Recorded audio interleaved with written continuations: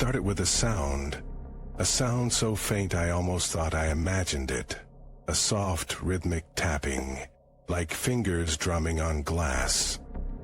I woke up in the middle of the night, my breath visible in the freezing air. The room was colder than it should have been. Much colder. What the hell? I sat up in bed, my heart pounding. The tapping came again, this time louder. It wasn't coming from the window, it was coming from inside the room.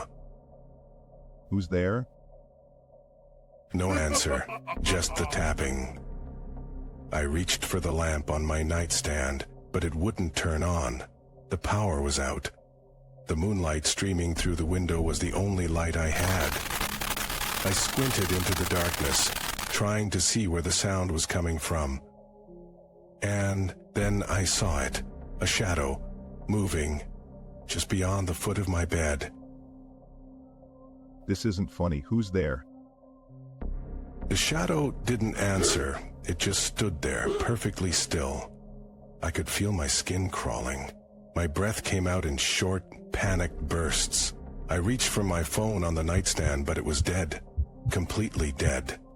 The tapping started again, louder this time. Closer. Stop it. Stop it right now. The shadow moved. It stepped forward into the moonlight, and that's when I saw it. A face.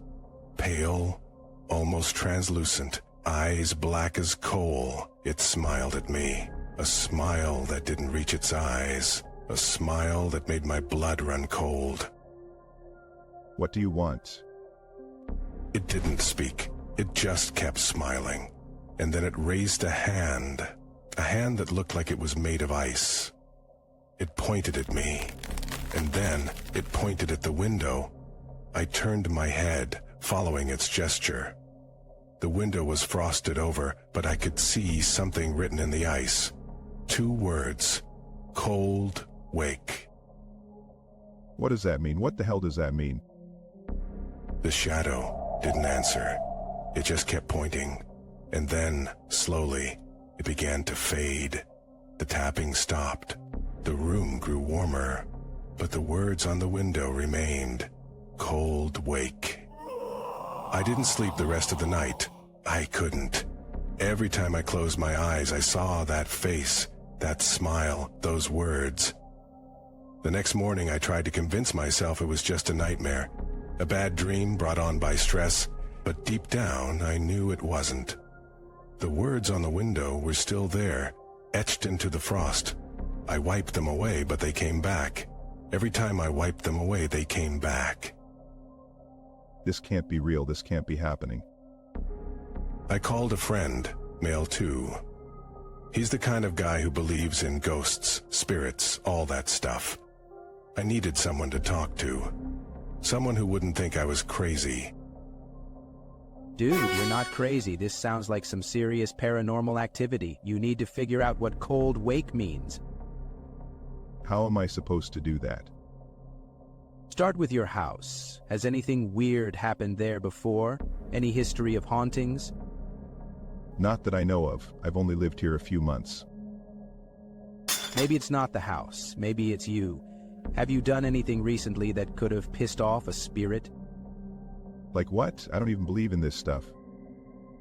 Well, you better start believing, man, because something's definitely messing with you. He was right. Something was messing with me, and it wasn't going to stop. That night, I tried to stay awake. I didn't want to see that face again. But exhaustion got the better of me.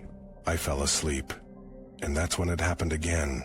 The tapping, the cold, the shadow. It was back. This time, it didn't just point at the window. It pointed at me. And then it spoke. Its voice was like ice cracking on a frozen lake. What does that mean? Tell me. And then it was gone, just like before. But this time, something was different. When I woke up, my hands were freezing. I looked down and saw frost on my skin. Frost that shouldn't have been there. Frost that didn't melt, no matter how hard I rubbed. What the hell is happening to me? I called Male 2 again. This time he came over. He brought a bunch of equipment, EMF detectors, spirit boxes, all that stuff. He said we needed to figure out what we were dealing with. This is serious. The spirit is marking you. It's not good. We need to find out why. Marking me? What are you talking about? The frost on your hands. That's a sign. It's claiming you. We need to figure out why before it's too late. We spent hours going through the house looking for clues, but we didn't find anything. No history of deaths, no strange occurrences, nothing. And then, just as we were about to give up, Male 2's EMF detector started going crazy. It was pointing at the basement. Down there. Something's down there. I don't have a basement. Yes, you do. Look. He was right. There was a door I had never noticed before. It was hidden behind a bookshelf. I didn't even know it was there. We opened it and found a set of stairs leading down into darkness. This can't be real. This can't be real. Stay close, and whatever you do, don't let go of this. He handed me a small silver cross. I didn't ask where he got it. I didn't care. We started down the stairs, the EMF detector beeping louder with every step. The air grew colder, colder than it had been in my room, colder than anything I had ever felt. Something's down here. Something big. At the bottom of the stairs we found a room, a small empty room except for one thing, a mirror, an old cracked mirror hanging on the wall, and in the reflection I saw it, the shadow. It was standing right behind me. It's here. It's right behind me. Don't move. Don't turn around. But it was too late. I turned, and there it was. That face, that smile. It reached out, its icy hand brushing against my arm, and then it spoke. What does that mean? Tell me. And then it was gone. The room warmed up, the EMF detector stopped beeping, but the mirror was still there.